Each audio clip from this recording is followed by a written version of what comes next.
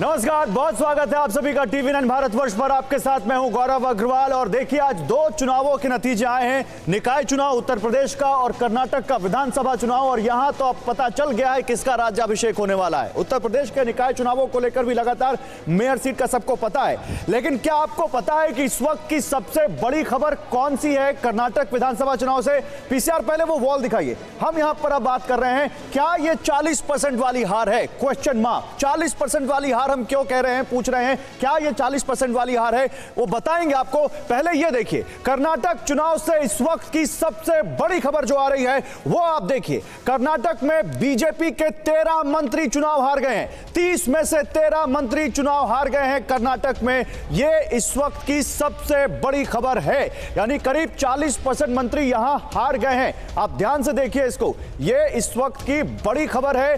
कर्नाटक में 13 मंत्री 30 में से हार गए हैं। सीटी रवि, वी सोमन्ना ये मंत्री हार गए हैं। और ये बहुत बड़ी खबर है इस वक्त की। कर्नाटक में क्या ये 40% वाली हार जिसकी हम बात कर रहे हैं वो यहां पर क्या इस पर भी फिट बैठती है? क्योंकि बीजेपी के 13 मंत्री चुनाव हार गए हैं। कर्नाटक चुनाव से इस वक्त से की बड़ी खबर। जल्दी से पीसीआर यहां पर दिखाते हैं कौन कौन से वो मंत्री हैं। फिर मेरे साथ इस पर बात करने के लिए कुछ खास मेहमान भी हैं और मेरे साथ अमोद राय भी जुड़ रहे हैं, हमारे संवाददाता, उनके पास जाएंगे। लेकिन जरा जल्दी से दिखाते हैं कौन कौन से मंत्री चुनाव हार गए हैं। 40% वाली हार, क्वेश्चन मार्क। गोविंद करजोला मुधोला सीट से हार गए हैं। श्री रामोलू बेल्लारी ग्रामीण सीट से हार गए। वी सोमन्ना 2 सीट से लड़ रहे थे, वरुणा और चामराजनगर ये दोनों सीटों से हार गए। इसके अलावा आप देखिए यहां पर जेसी मधुर स्वामी चिक्कनायांकन हल्ली सीट है, यहां से भी ये हार गए हैं। मुरुगेश निरानी बायलागी सीट से हार गए हैं। बीसी पाटिल हिरीकेरूरू सीट से हार गए हैं। जल्दी से 6 और नाम दिखाते हैं आपको। ये देखिए, डॉक्टर के सुधाकर चिकबल्लापुर सीट से हार गए हैं। बीसी नागेश टिपातुर सीट से हार गए हैं। हलप्पा आचार यलबुर्गा सीट से हार गए हैं। एमटीबी नागराज होसकोटे सीट से हार गए हैं। नारायण गौड़ा केआरपेट सीट से हार गए हैं। शंकर मुनेकोपा नवलगुंडा सीट से हार गए। तो ये करीब करीब 40% मंत्री भी बोम्मई कैबिनेट के हार गए। मेरे साथ देखिए, इस पर बात करने के लिए कुछ खास मेहमान हैं। हम आपको जीत हार के 9 फैक्टर भी बताएंगे। हम आपको बताएंगे कि यहां पर कांग्रेस की जीत के और बीजेपी की इतनी बड़ी हार के फैक्टर क्या हैं। लेकिन इस पर बात करने के लिए मेरे साथ अलका लांबा है, कांग्रेस की प्रवक्ता, प्रेम शुक्ला हैं, बीजेपी के प्रवक्ता, हर्षवर्धन त्रिपाठी वरिष्ठ पत्रकार मेरे साथ जुड़ेंगे। आप दोनों का बहुत स्वागत है। लेकिन मैं अमोद के पास जाऊंगा जो इस वक्त बेंगलुरु से हमें ज्वाइन कर रहे हैं। अमोद, लगातार आप इस पूरे चुनाव को कवर करते रहे। 40% कमीशन का मुद्दा बहुत उठाया कांग्रेस ने, लेकिन यह संयोग है कि क्या है? 40% मंत्री भी चुनाव हार गए हैं बोम्मई कैबिनेट के।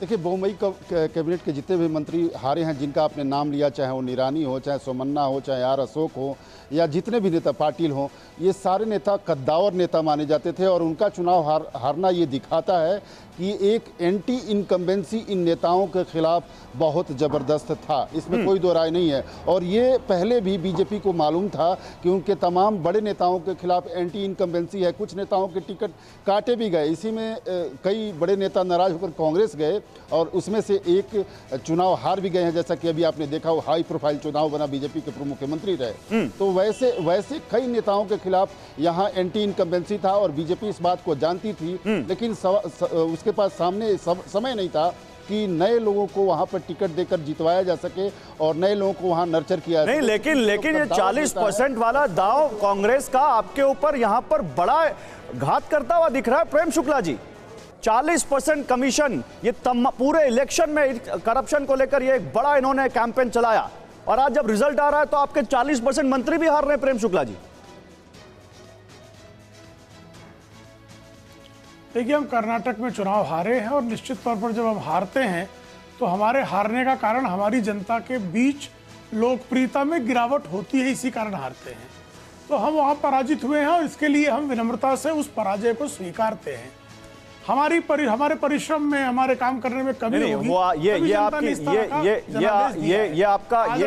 ये आपकी विनम्रता है, मैं मानता हूँ उस बात को। मैं तो ये पूछ रहा हूँ, ये 40% का आंकड़ा चिपक गया क्या आपसे?